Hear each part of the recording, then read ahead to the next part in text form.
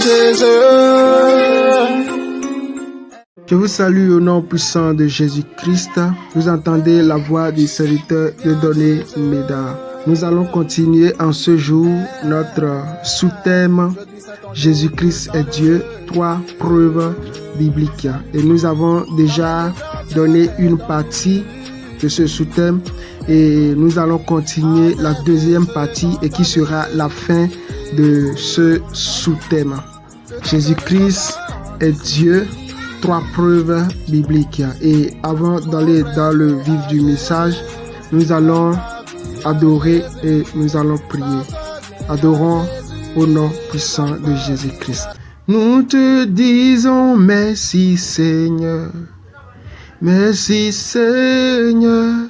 Nous te disons merci Seigneur.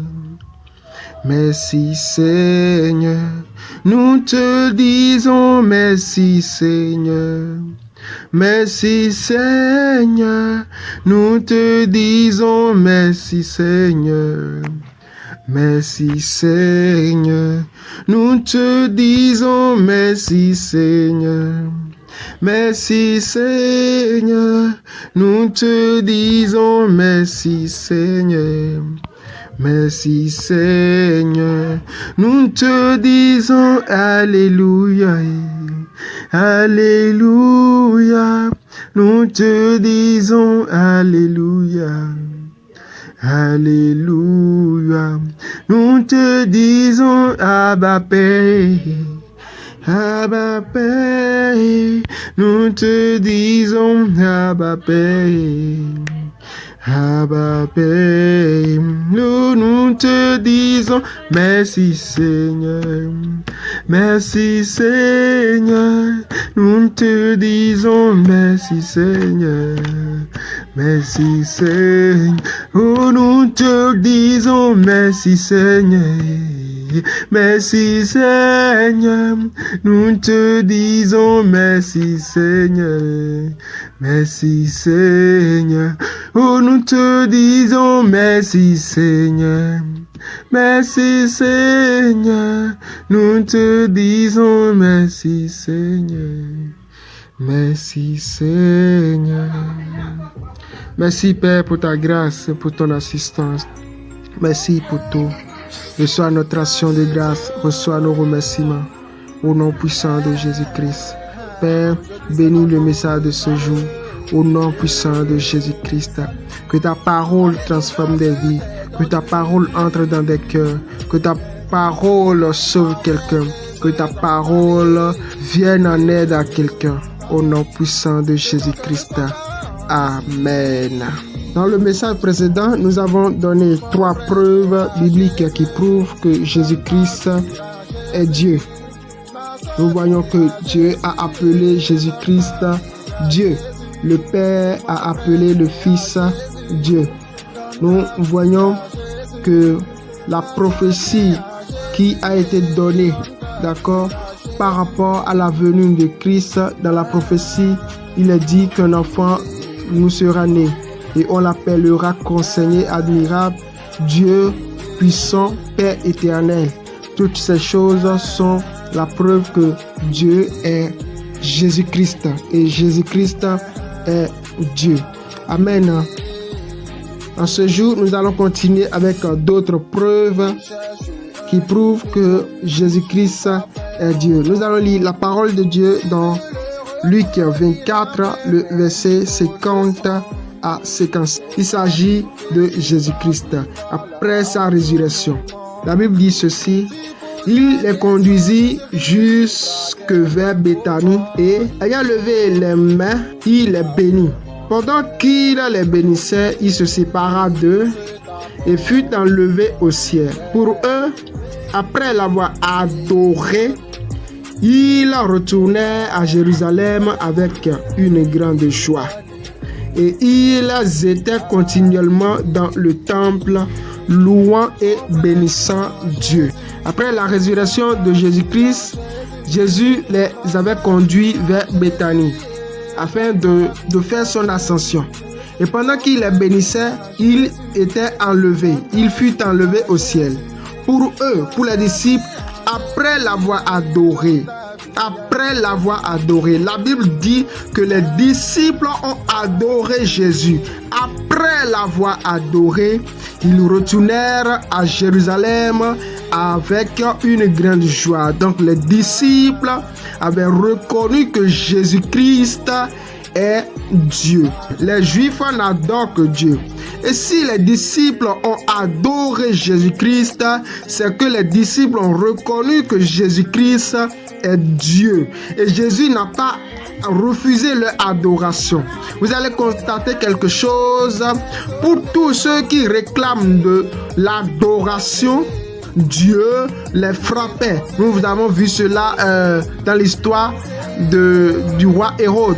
Le roi Hérode qui recevait de l'adoration parce qu'il était en train de parler et le peuple a commencé par dire: ça, ce n'est pas la voix d'un homme, mais c'est la voix de Dieu.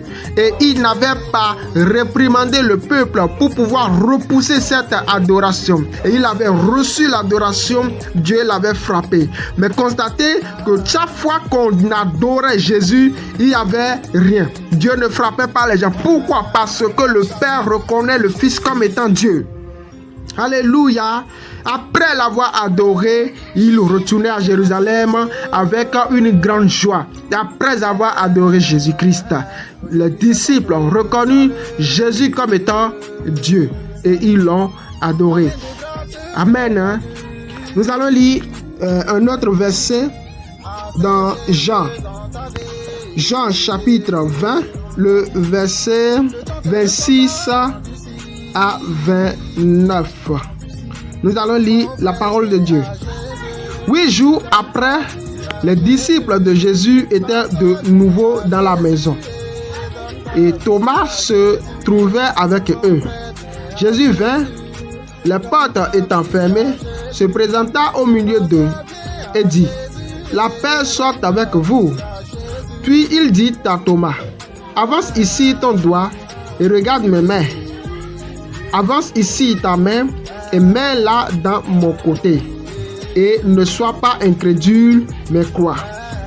Thomas lui répondit: mon Seigneur et mon Dieu.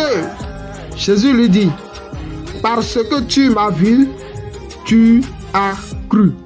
Heureux ceux qui n'ont pas vu et qui ont cru. C'est toujours après la résurrection de Jésus-Christ. Jésus était apparu aux disciples un jour où Thomas n'était pas là. Et puis, un autre jour, Thomas était rassemblé avec les disciples et les disciples avaient dit à Thomas que Jésus était apparu à eux. Et Thomas a dit non, que ce n'est pas vrai. Que s'il ne voit pas et s'il ne voit pas Jésus et qu'il ne met pas ses mains dans ses blessures, dans sa main, dans son côté, qu'il ne va jamais croire. Et un autre jour, 8 jours après avoir dit cela, il était ensemble avec les disciples. Et qu'est-ce qui s'est passé? Jésus était venu en ce moment. Et puis Jésus a dit que la paix soit avec vous. Et il dit à Thomas: viens, amen. Mets ton doigt ici. Mets ton doigt dans ma main. Mets ton doigt dans mon côté. Et ne sois pas incrédule, mais crois. Et Thomas dit: mon Seigneur, mon Dieu. Écoutez la réponse de Jésus. Jésus dit: parce que tu m'as vu, tu as cru. Jésus n'a pas refusé, n'a pas réprimandé Thomas en disant: je ne suis pas ton Dieu. Je suis ton Seigneur, mais je ne suis pas ton Dieu. Ton Dieu est en haut là-bas. Jésus n'a pas dit ça. Jésus a accepté d'être appelé Dieu. Donc Jésus approuve qu'il est Dieu. Ceux qui disent: où est-ce que Jésus a dit je suis Dieu, je suis Dieu? Voici le passage où Jésus est en train de dire je suis Dieu. Thomas a dit: mon Seigneur et mon Dieu. Parce que tu m'as vu, Jésus lui dit: parce que tu m'as vu, tu as cru. Heureux ceux qui n'ont pas vu et qui ont cru. Jésus a accepté la parole que Thomas avait dit, qu'il était Seigneur et qu'il était Dieu. Voilà encore une preuve biblique qui prouve que Jésus-Christ est Dieu. Nous allons lire la troisième preuve dans Apocalypse. Il y a plusieurs preuves, d'accord? Il y a beaucoup de preuves qui prouvent que Jésus-Christ est Dieu. Mais nous allons nous arrêter ici.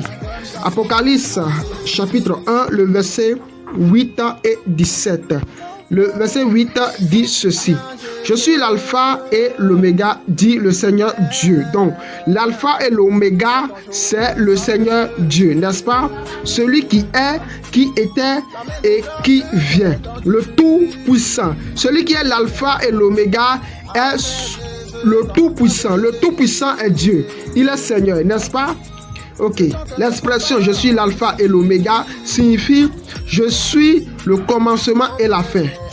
Ça veut dire encore « je suis le premier et le dernier ». Et voyons dans le verset 17 où Jean est en train de décrire Jésus. Et après avoir décrit Jésus, il dit « quand je le vis », c'est-à-dire après que Jean eut vu Jésus, je tombais à ses pieds comme mort. Il, c'est-à-dire Jésus, il posa sur moi sa main droite en disant « ne crains point, je suis le premier et le dernier. Je suis le vivant, j'étais mort. Et voici, je suis vivant au siècle des siècles. Je suis vivant au siècle des siècles. Et je tiens les clés de la mort et du séjour des morts. » Jésus dit, je suis le premier et le dernier. C'est-à-dire, je suis l'alpha et l'oméga. Alors que dans le verset 8, l'alpha et l'oméga est le Seigneur Dieu. L'alpha et l'oméga est tout puissant. L'alpha et l'oméga, c'est-à-dire le premier et le dernier est Dieu, Seigneur Dieu. Et tout puissant. Donc Jésus est en train de confirmer qu'il est Dieu. Je suis le premier et le dernier. Alléluia. Jésus-Christ est Dieu. Celui que vous adorez n'est pas un humain comme nous tous. C'est Dieu qui a pris la forme d'un humain et qui est venu habiter parmi nous. Comme Jean l'a dit, au commencement était la parole. La parole s'est faite chair. La parole qui est Dieu s'est faite chair et elle est venue habiter parmi nous. Ce n'est pas parce qu'il est dans la forme humaine qu'il n'est pas Dieu. Aïe, alléluia. Ce n'est pas parce que la parole s'est faite chair qu'elle a changé sa nature divine. Elle n'est pas humaine. Elle est d'abord divine avant de prendre la forme humaine. Alléluia. Amen. Que Dieu bénisse sa parole dans nos cœurs. Voilà également 3 preuves qui prouvent que Jésus-Christ est Dieu. Et je prie que ces paroles soient enracinées dans vos cœurs et que vous ayez ces paroles comme âme afin de pouvoir continuer votre marche avec le Seigneur au nom puissant de Jésus-Christ. Amen. Seigneur Dieu, je te dis merci. Merci de nous avoir fait découvrir ces paroles qui confirment ta divinité, qui confirment notre foi au nom puissant de Jésus-Christ. Amen. Bien-aimés, comme je l'ai dit dans le message précédent, le ministère de la révélation n'a pas encore un lieu où il fait des cultes présentiels. Pour le moment, je ne fais que des audios pour pouvoir poster des enseignements comme le Seigneur me l'a dit. Et je suis en train de prier à pouvoir trouver un endroit où commencer à faire des cultes présentiels. Ce ne serait pas seulement des posts audio que je ferai sur YouTube, ce serait des cultes présentiels que nous ferons. Et je suis en train de chercher un endroit pour installer l'église. Si Dieu vous a touché, si vous voyez que vous pouvez nous aider dans ce sens, je vous prie de contacter le numéro 62 61 84 114 afin que nous puissions discuter ensemble pour que nous puissions utiliser cet endroit pour faire le culte pour la gloire de Dieu et que le Seigneur vous bénisse abondamment. Pour tous vos dons en argent ou bien en matériel, appelez toujours le numéro et nous allons vous rencontrer. Pour les dons financiers, vous pouvez faire un dépôt sur le numéro toujours et que Dieu vous bénisse abondamment au nom de Jésus-Christ. Amen. Mon frère, viens à Jésus, donne ta vie à Jésus. Ma soeur, viens à Jésus et donne ta vie à Jésus.